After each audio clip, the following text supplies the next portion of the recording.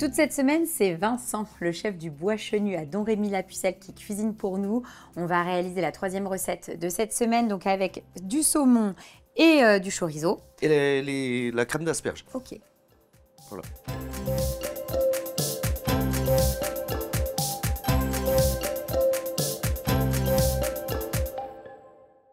Donc on commence par quoi? Le saumon? Ouais, on va portionner le saumon. Ça marche.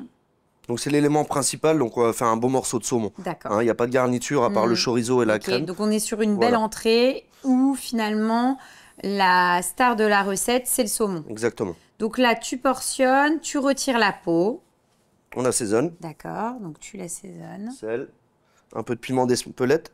D'accord. Pour faire un lien avec le chorizo. Oui, pour rester cohérent.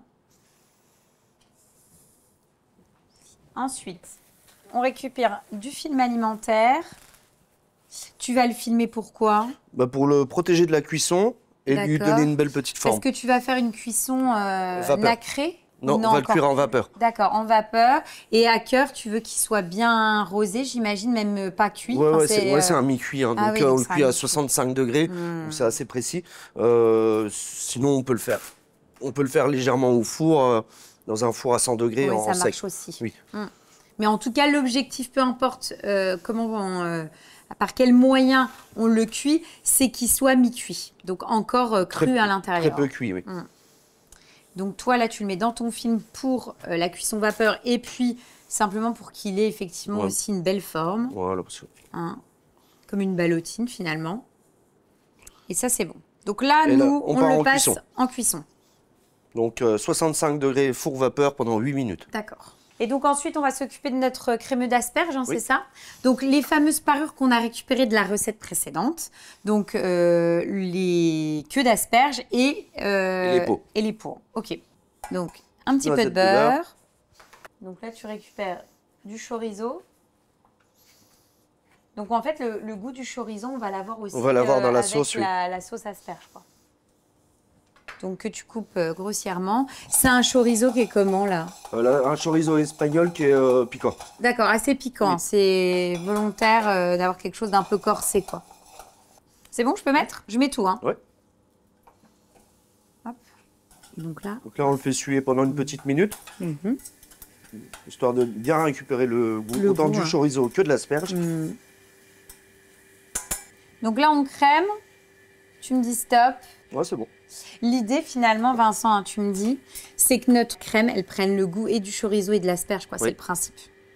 Et après, on laisse cuire ça pendant 5-10 minutes. D'accord. C'est pas la peine de le cuire trop longtemps. Plus on va le cuire, plus ça va être amer. D'accord. Voilà. Donc 5-10 minutes. Oui. Et après, on va faire réduire notre crème. On va passer au chinois et après, on fait réduire. D'accord. Donc là, on laisse 5-10 minutes. Hein. Donc là, on a notre crème qui a infusé pendant 10 minutes. Et donc, on va tout simplement passer au chinois pour récupérer le goût de la crème sans les petits morceaux. Et là, dans la foulée, tu l'as fait réduire un petit peu. Oui, légèrement pour avoir la bonne onctuosité. Le temps pour nous, finalement, de terminer la recette puisque tu as coupé donc, des petits dés de chorizo. Oui. Et on va les faire poêler, l'idée pour qu'ils soient un peu croquants. C'est ça? Légèrement cuit. Même pas. Tac. Hop. Et on le passe en cuisson.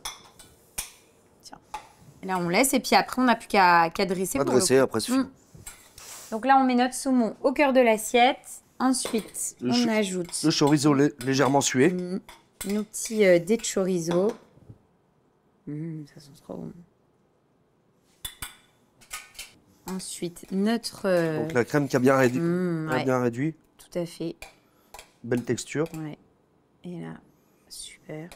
Donc on rajoute notre crème chorizo asperge. Et ensuite, tu rajoutes 2 petits morceaux d'asperges. Pour avoir un peu de texture. Oui, puis voilà, finalement, on rappelle le produit qu'on trouve dans la sauce, quoi. Voilà. Et voilà. Eh ben, on va goûter ça. Bon, on y va. Allez, on goûte. Alors, moi aussi, je vais prendre la cuillère, en fait, parce que comme le poisson il est tout moelleux, c'est excellent. C'est pas mal. C'est bon parce qu'en fait, déjà, ce que j'aime bien, c'est qu'effectivement, on a le côté chorizo qui est là pour apporter un petit peu de peps. En même temps, tu as la douceur de l'asperge. Exactement, de l'asperge. Et puis là, le saumon, la cuisson est vraiment parfaite.